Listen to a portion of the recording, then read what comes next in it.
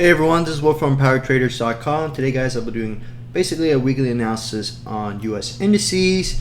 And as you guys can see here, we started off Monday with quite a bit of action. S&P now, the market just closed 9 minutes ago and we're now still down 1.6% on the S&P futures. And let's jump ahead. Let's look at the levels here. If you guys saw my post last night, I did say that this level here, 4,365, is a key level. That it's a major support level, and if a break below that could usher in, a more bearish sentiment, and we could see price really drop. And yes, we finally saw a breakout. It didn't hold so far, although we see a bit of a wick. We see price trying to come back up and close above this level here, 4,365. Let's see if it could do it by the end of tonight. But nevertheless, guys, don't panic. Definitely, this move here, if you look at it, right, it's only roughly 5.6%, right?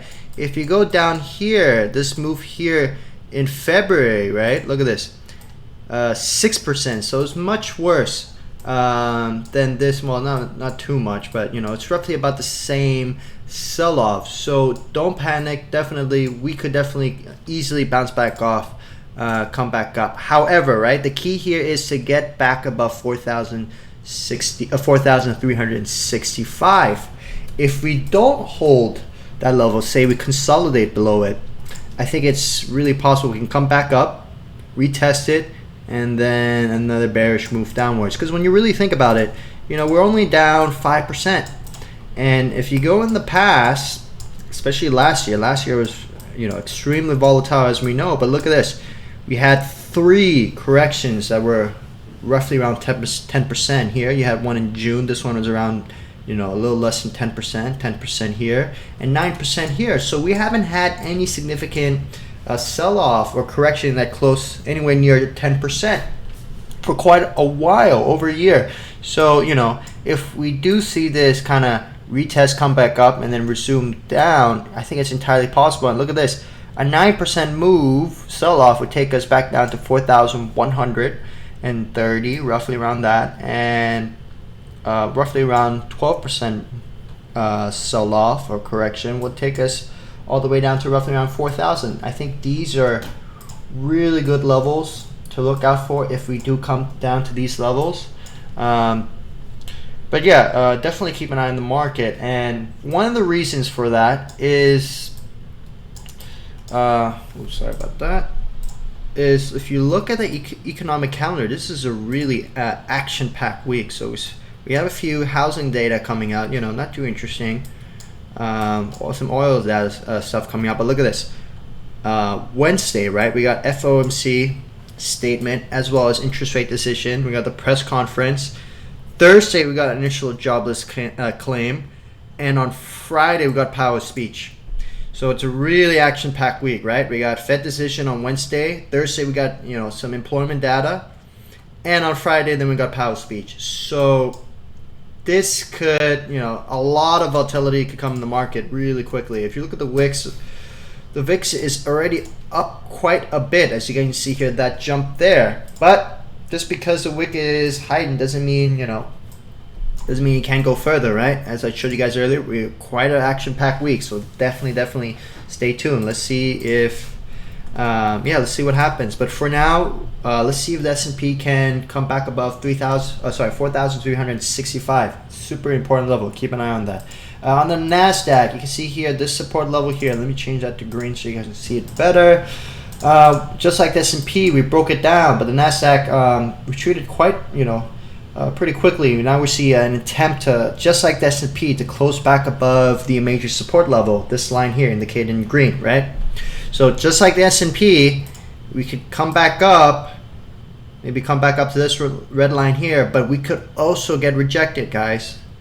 And that could be pretty bad. NASDAQ is down roughly around 5-6% also. But if you look in the trend here, right, there's been multiple times where we would come back down here of the channel, right, and we haven't done that in a while. So I think it's in the play cards that you might want to consider a scenario that will come back down to test these support levels here, right here. So we can see price basically come back down here, and that would just, you know, be a 10% correction, not too crazy. 10% correction in markets happen all the time, not all the time, but every few months or every year, or roughly a year or two. I forgot what the average is. I think the average for every 10% correction is something like 400 days. I should check on that. If you guys want, we'll go more in depth into that, about the correction, the statistics, the probability of that happening. But anyways, just like the S&P, keep an eye on this level right here, guys, this green line. See whether we will hold, whether we get a retest, get rejected, or we'll come back up and bounce off. Definitely keep an eye on that. Very, very interesting what's happening here in the NASDAQ and S&P. Very, very crucial levels that we're trading at. Okay, so the Russell, surprisingly, it's not down as much. I really thought with the recent sell-off, we'll come back down here to test, you know, this major support level, right? But so far, it has not happened. On the other hand, right, that could signal that there's more room to downside, right? The Russell could still come back down here, major support level, and still, you know, kind of look not bearish. Honestly, if it comes back down here, this is a really strong major support level. Look how many times we held it. 2 times here, 3rd time here, 4th time here, 5 times here. So I think this is a really attractive level for those people who are considering to go long, or a long trade would be pretty interesting, I think, on the Russell. All right, the Dow Jones. So Dow Jones had a really bad day also. We had a decisive breakout here, right? We were consolidating in this range for a few days, right? And then we had a clear decisive breakout, and now we're kind of holding at this support level here. Yes, you kind of be like, oh, there's 3 support levels here that it's gonna have to break. But honestly, you know, this is kind of a guessing game, right? Oh, should I buy here? Should I buy here? Should I buy here? Right? It doesn't look that attractive to me, honestly. You know, it's just the levels just don't look too appealing, in my opinion. But on the other hand, right, if we do just like the S&P and NASDAQ, right, if we break this level right here, the support level, then I wouldn't be surprised if there's more downside to this level here at 33,230. It could go lower, below 33,000. Definitely in the playbooks. And so far, I think Dow Jones has done the worst of all the indices here. You know, I showed S&P down something like 5.6, NASDAQ roughly around the same. The Dow Jones close to 6%. So the Dow Jones getting hammered in these recent sell-off, right? Okay, so let's go through the hype stocks really quickly. So ARK ETF, it's usually, you know, I wouldn't call like a hype index, but it pretty much is. So we're coming back down here. Test this support level. Sorry, it's 1 touch here, 2 touch here. Let's see if it can hold. Maybe we'll see or zoom off, but on just like the S&P and NASDAQ, right? If we get rejected, we could see more downside. Maybe we'll go even lower. Test this level down here, 98. That's pretty much it, guys. Pretty exciting week, as I showed you guys earlier. Really action-packed, right? Wednesday, Thursday, Friday, really action-packed week.